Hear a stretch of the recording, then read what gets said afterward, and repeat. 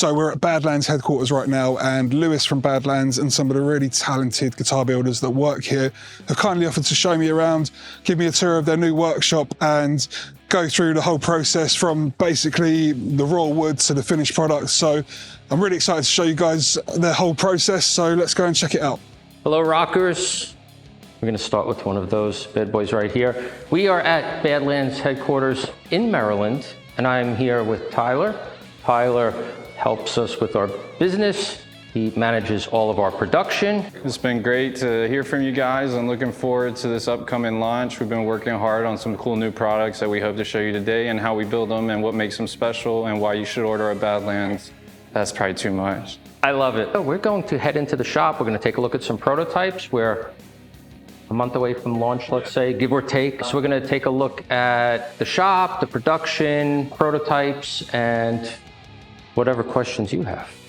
And here we have Charlie right here. Hey, how's it going? Monster guitar player. Thank you. Right here, joining us.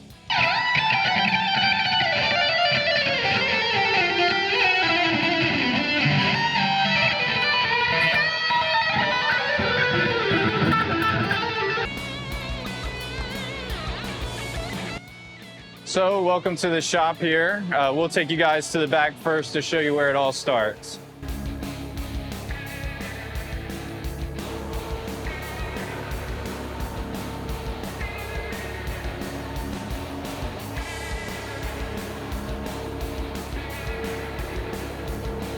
So here's our initial lumber section. Everybody loves to see a nice finished product, but this is where it all begins. We'll let this wood sit for many months, up to a year, and then eventually get it planed down to boards over here that you'll see, where we'll let it sit for another year before it ever becomes a guitar. These are quality standards that we ensure just to make sure there's no warping or any change in the wood that could possibly impact your tonal or even aesthetic look on the guitar. And once we have our blanks ready, we'll take them up to the front and place them on the CNC where they'll get, we'll first have our guys code the programs out, and then from there, we'll actually start to turn from code to instruments out of the wood. Got to point out, we got a nice motorcycle and a cover over here.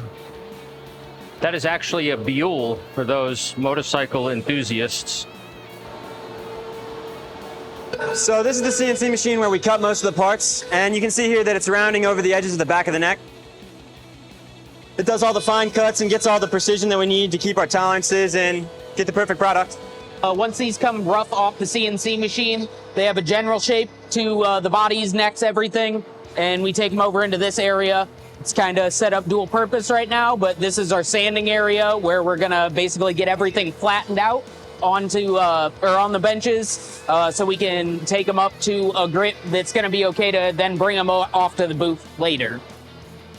So this is our kind of pre or paint prep area. We got all our paints back here, shakers, stuff like that. This is where we're going to mix everything before we take it into our booth right next door. This is also where we're going to get any tape put on. So if we have to tape fretboards off or tape any kind of binding, that's going to happen here right before it goes in. So the capability of the paint shop here is pretty incredible.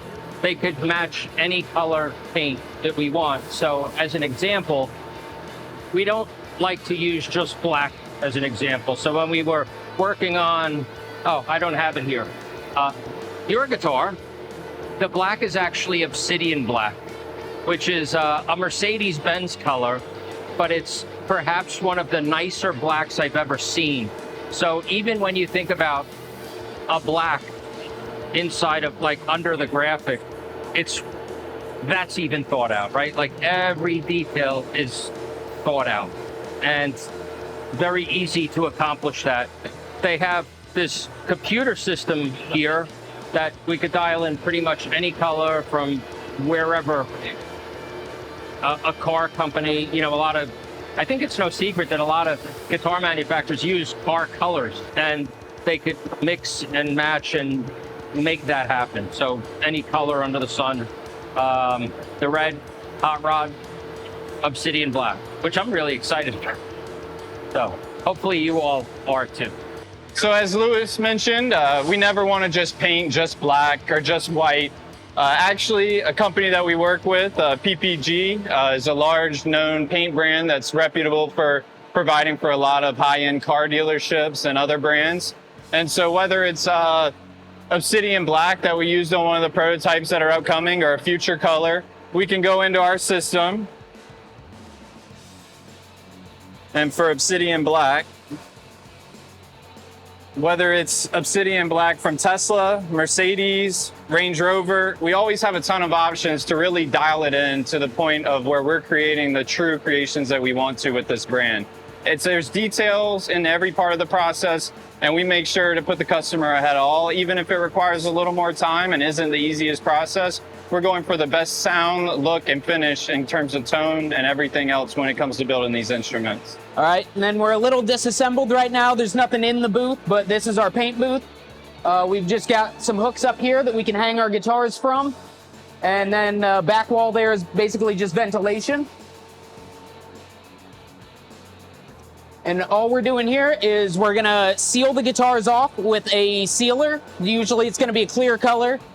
We can flat sand that back then, and that's gonna prevent any of the further coats of paint from sinking down into the wood.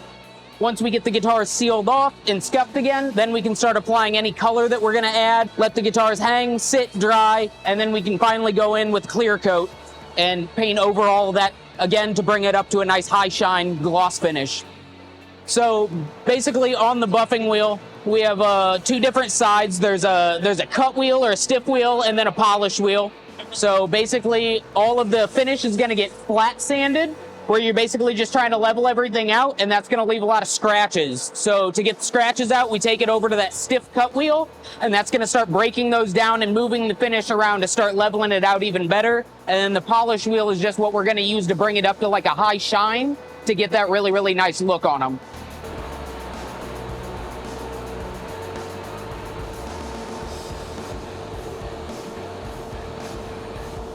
This guitar is for Jake. Flip that camera around. That's your guitar, man. What do you think? That looks amazing. Pretty phenomenal, isn't it? Love that. Get to see a guitar in progress in the shop.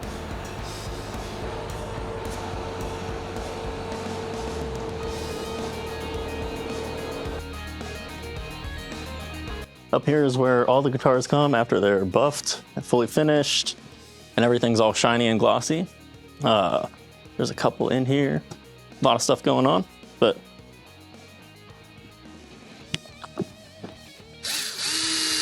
bring them in, kind of check them all out, install electronics. There's some wiring harnesses kind of laying around for future projects.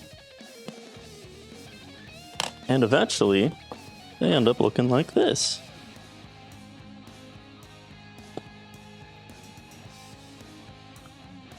Real shiny. So, always trying to do something a little different, right? The Hellcat guitar that we did before this, we did the old rotary knob, which was very exciting. We had introduced the M89 pickup, which was very exciting. So with this new series that we're launching, we really tried to pay tribute to the old 80s mini toggles. So each pickup, if you want it to turn it on, your humbucker, your middle, your single, or any combination thereof, you could do that. Volume, tone, and that is an active mid boost. So let me show you where the magic is on this. And Charlie's here. We could ask Charlie to give us a quick little pre-production demo, but this is the magic in this particular guitar. By the way, you see that? You see inside of there? These are not wood screws, these are machine screws, right? So, little brass inserts. Again, just trying to make it the very best guitar that we could build.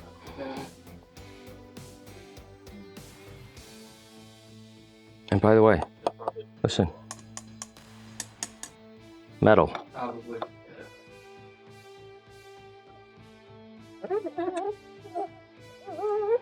So what we have in here, we partnered with Black Widow Audio Design. For those that follow my channel know that I have a massive amount of respect for this company. The owner, Brian, he's a friend of mine. an incredible engineer.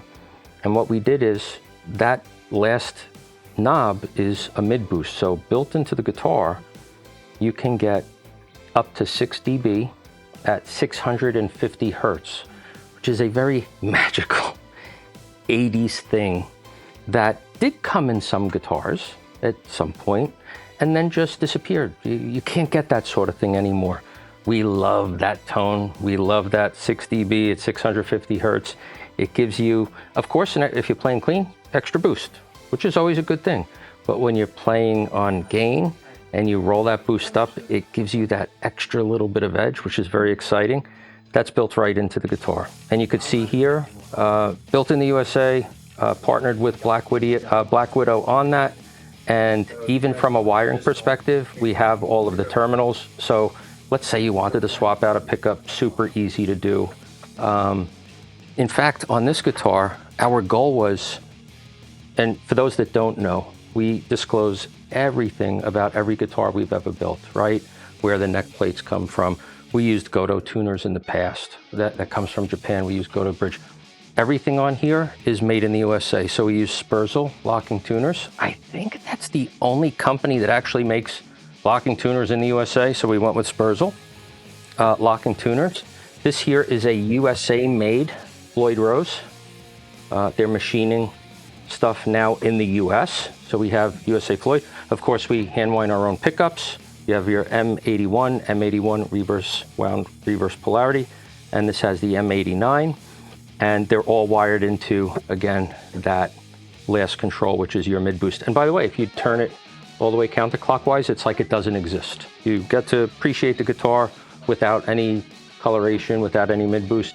You roll that up, and you have that mid boost. A couple of other things. This is our first ever neck through. Never did a neck through before. First ever neck binding, headstock binding. Okay.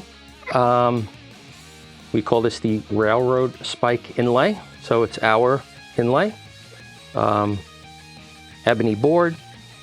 Again, the colors, a lot of metallic going on in there. This actually, little secret, for those that follow my Instagram may have seen in the past, the very first motorcycle I bought was a Sportster, a 1989 Harley Davidson Sportster. And it has this paint job on the gas tank. It's how I bought it. And when we were thinking about the hot rod, what better inspiration than the gas tank of my Sportster. And then of course, we did a red version, which is very exciting. And then we have 2 different Bengal options, which is very exciting. But this particular, the blue and the purple Ghost Flames, was inspired from my 89 Sportster. But all made in the USA, the trem, the locking tuners, little details matter, right? So we use the brass inserts, machine screws instead of wood screws, which strip out over time. Not that you should need to get in there for anything, but a nice little touch there. For those that don't know, this is symmetrical. So when you hang that up, it's always gonna sit perfectly straight. But it's somewhat of a little bit of illusion, because if you take that piece off, you have your classic 80s 6-in-line slanted headstock. And you could kind of see the slant like that.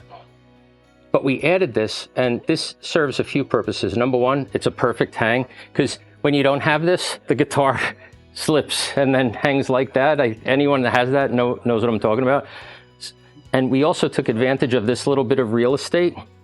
That's always our matching headstock. So this little tail, or a little wing, I should say, wing, will always match whatever's going on here. We're proud of that. It's our own matching headstock. And by the way, that's not easy. For this little triangle, that all gets taped off and painted the same. And you could even see the gradient in there. Can you capture the gradient? You actually see the blue and the purple.